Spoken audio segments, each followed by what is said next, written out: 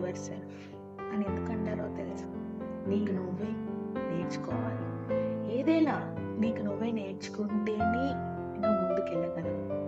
ఎందుకు అనంటే 10 మంది 10 రకాలుగా చెప్తారు. నువ్వు ఇలా ఉండు, నువ్వు అలా ఉండు, నువ్వు ఇంట్లోనే ఉండు, బావిలో కప్పలాగా ఇంట్లోనే కూర్చో, బయటికి వెళ్ళాల్సిన అవసరం లేదు, బయట నీకేం తెలుసుకోవాల్సిన అవసరం లేదు, అన్నీ ఇలాగే చెప్తారు. కానీ నేను ఒకటి చెప్పాలా, బయటికి వెళ్తేనే తెలుస్తుంది ఏంటి అనేది. మనం ఏం నేర్చుకోవాలి, ఏం నేర్చుకోవడానికి మనకి ముందు ఉంది.